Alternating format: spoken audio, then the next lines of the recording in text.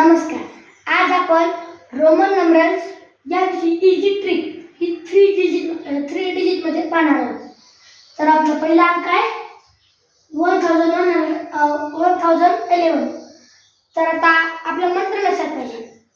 LCDM 50 100 500 1000. तर LC म्हणजे 100. आता अकराला वापरते XI म्हणजे आपलं बरोबर आहे CXI. जर 222 चं करायचं म्हणजे 222. तर CC XX आणि I हे आपल्याला करावं लागेल.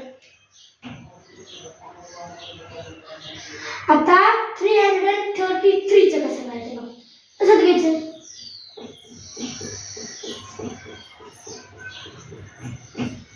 आता 444.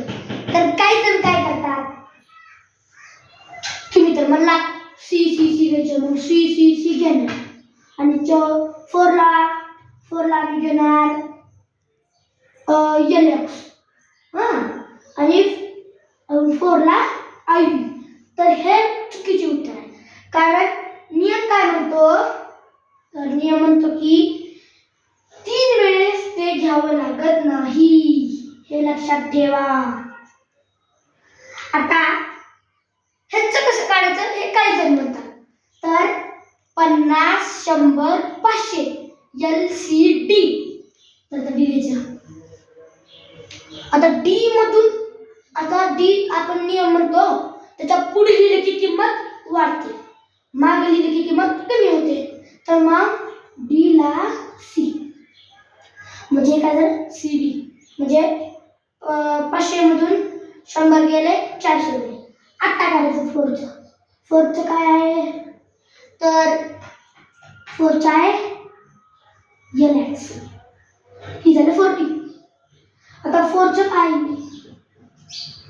तर हे आपण पाहिले. आता एवढं तर आले तर याचे पुढचे आपल्याला याद लागेल. चला तर आपण पुढचं पाहणार आहोत. पुढची 5वी संख्या आहे 555. मग 555 ला असं नियम येत नाही. 555 ला सेम ह्याच्यासारखा नियम येते. म्हणून आता 555 ला 500 ला काय येते बघायचं. म्हणजे 500 ला D येते म्हणून D लिहून घ्यायचं आधी. आता 55 मधलं 50 बघायचं म्हणजे 50 ला L येते आणि 5 ला काय येते, 5 ला V येते म्हणून 5व्याचं उत्तर DLV म्हणजे 555. आता 6व्याचं आपल्याला बघायचंय. 6वं काय आहे 666 म्हणजे 600चं बघायचं म्हणजे D 500 आणि D मध्ये किती मिळवल्यावर 600 होतंय. मग D मध्ये C मिळवल्यावर C म्हणजे 100 मिळवल्यावर 600 होते. म्हणून आता 66चं बघायचं. 66 ला काय आहे म्हणजे आधी 50चं बघायचं त्याच्या आधी.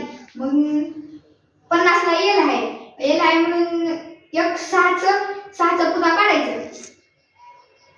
6चं पुन्हा काढलं की L म्हणजे 50 मध्ये किती मिळवल्यावर 60 येते. 50 मध्ये किती मिळवलं 60 6 म्हणजे 660 आली. आता ही 6 घ्यायचं आपल्याला म्हणून VI लिहिल्यावर 666 ही संख्या येते म्हणजे DCLXVI. आता 7वी बघू. 7वी कोणची 777 ही संख्या आहे. त्याला कसं करायचं, त्याच्या पुढे 1 शून्य द्यायचा. कारण C आपण 3 वेळेस घेऊ शकतो. आता दोन वेळेस येते C म्हणून DCC म्हणजे 700. आता 70 बघायचं. 70 ला काय आहे L. XB आपण 2 वेळेस घेऊ शकतो म्हणून LXX घेतलं. आता 770 आलं. 770च्या पुढचं आता आपल्याला 7 बघायचं. 7 ला काय करायचं V आणि आपण I पण 3 वेळेस घेऊ शकतो. आता 2च वेळेस आले म्हणून VII म्हणून ह्याचं उत्तर DCCLXXVII हे उत्तर आहे 777चं. चला आता तर 8वं बघू. 888 ला बघू आपण. चला तर 3 वेळेस येते म्हणून D घ्यायचा आधी 500 आणि C 3 वेळेस घ्यायचं म्हणजे 800 झालं. आता 80 बघायचं L. आपण X 3 वेळेस घेऊ शकता. इथं 2 वेळेस होता, आता 3 वेळेस घ्यायचं म्हणजे आता झालं 880 झालं. मग आता 8चं काढायचंय. आपण I पण 3 वेळेस घेऊ शकतो म्हणून I 3 वेळेस घेतल्यावर उत्तर येते DCCCLXXXVIII म्हणजे उत्तर त्याचं उत्तराचं क्वेश्चन जे आलाय ती 888. आता चला 9 पाहू.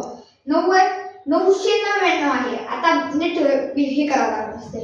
काही जण जास्त चुकते कारण आपण फक्त 3 वेळेस घेतो. आपण फक्त X I आणि C हे तीनच आपण फक्त 3 वेळेस घेतो.